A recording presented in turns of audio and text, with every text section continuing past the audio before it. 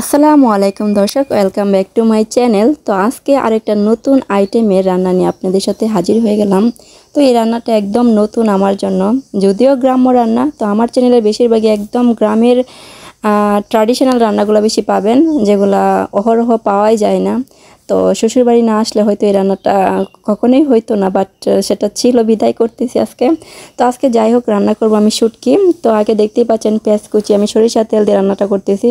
তো তার মধ্যে পেঁয়াজ কুচি দিয়ে দিলাম, তারপরে এখানে আমি যে মলা শুটকিটা ছিল সেটা দিয়ে দিলাম।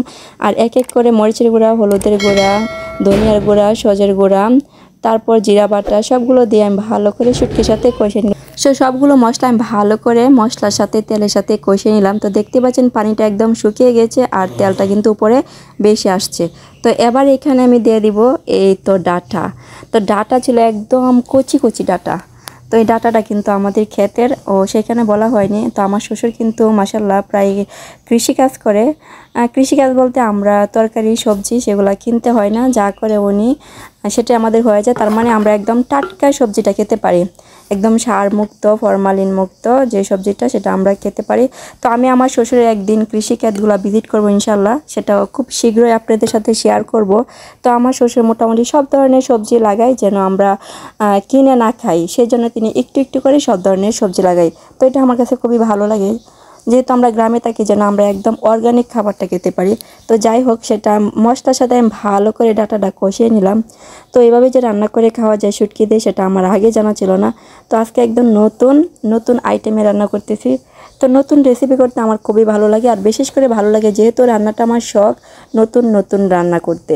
তো আমি যেখানে যাই না কেন একটা না একটা রেসিপি শিখে আসি। তো সেটা হোক না নর্মাল, হোক না খুব একটা হাই কোয়ালিটি, রান্না তো রান্নাই। দেখবেন মাংস দিয়ে কিন্তু এত ভাত খাওয়া যায় না, যেটা শুটকি বা মাছ দিয়ে যেতটুকু ভাত খাওয়া যায়, মাংস দিয়ে কিন্তু এত আহামরি ভাত খাওয়া যায় না। তো এটা আমি আবারও ভালো করে কষিয়ে নিলাম। তো পানিটা একদম শুকিয়ে গেছে।